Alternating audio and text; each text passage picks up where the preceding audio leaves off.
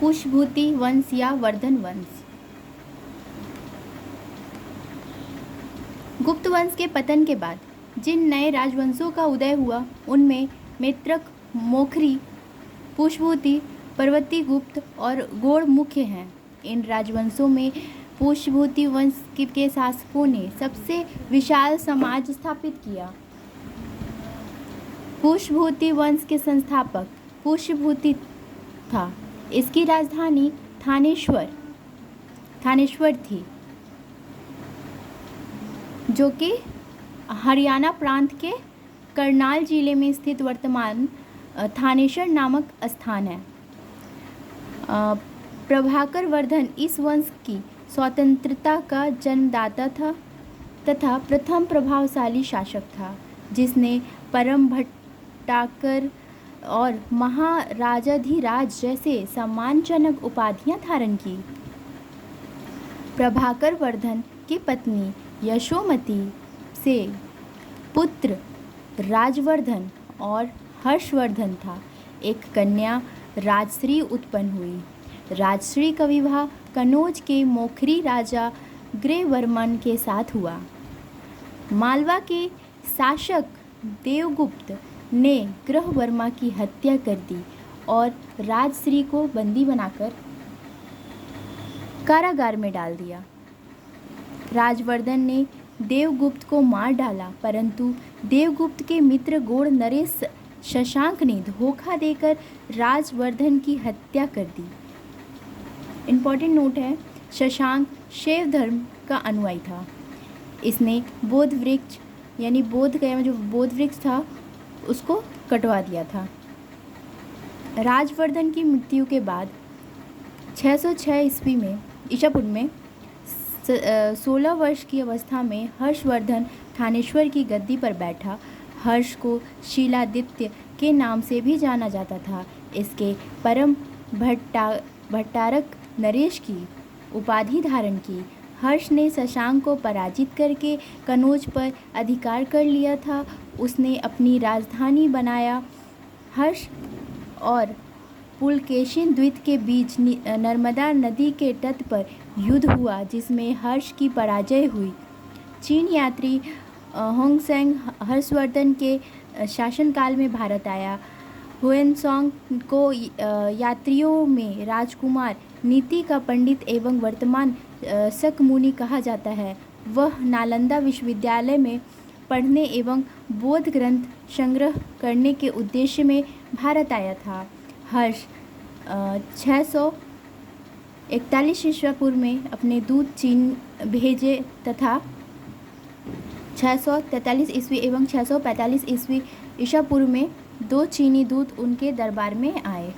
हर्ष के कश्मीर के शासक से बुद्ध के दंत अवशेष बलपूर्वक प्राप्त किए।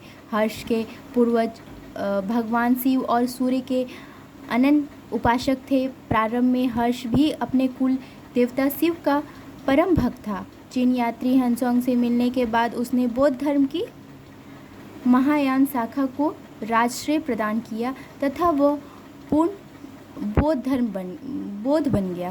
बुद्ध धर्म यानी अपना लिया। हर्ष के समय में नालंदा महाविहार महायान बौद्ध धर्म की शिक्षा का प्रधान केंद्र था। हर्ष के समय में प्रयाग में प्रति 5वें वर्ष एक समारोह आयोजित किया जाता था, जिसे महामोक्ष परिषद कहा जाता था। हंसोंग स्वयं 6वें समारोह में सम्मिलित हुआ। बाणभट्ट हर्ष के दरबारी कवि थे। उन्होंने हर्ष चरित्र एवं कादम्बरी की रचना की। प्रियदर्शिका, रत्नावली तथा नागानंद नामक 3 संस्कृत नाटक ग्रंथों में रचा हर्ष ने की थी। कहा जाता है कि धावक नाम कवि ने हर्ष से पुरस्कार लेकर उसके नाम से ही ये 3 नाटक लिख दिए। हर्ष को भारत का अंतिम हिंदू सम्राट कहा गया है, लेकिन वह ना तो कट्टर हिंदू था और ना ही सारे देश का शासक ही। हर्ष के अधीनस्थ शासक महाराज अथवा महासामंत कहे जाते थे। हर्ष के मंत्रिपरिषद में मंत्री को सचिव या अमात्य कहा जाता था। प्रशासन की सुविधा के लिए हर्ष का समाज कई प्रांतों में विभाजित था। प्रांतों को भुक्त कहा जाता था। प्रत्येक भुक्त का शासन स्थानीय उपरिक अथवा राष्ट्रीय कहलाता था। इम्पॉर्टेंट नोट है ये कि हर्ष चरित्र में प्रांतीय शासक के लिए लोकपाल शब्द आया। भक्ति का विभाजन जिलों में हुआ था। जिस जिले की संख्या थी विषय जिसका प्रधान विषयपति होता था। विषय के अंतर्गत कई पाठक आधुनिक तहसील होते थे। ग्राम शासन की सबसे छोटी इकाई थी। ग्राम शासन का प्रधान ग्राम छपटलिक कहा जाता था। पुलिस कर्मियों को चाट या भाट कहा जाता था। दंड पाशिक तथा डांडिक पुलिस विभाग के अधिकारी होते थे। अश्वसेन सेना के अधिकारियों को बृहदेश्वर, पैदल सेना के अधिकारियों को बलाधिकृत या महाबलाधिकृत कहा जाता था।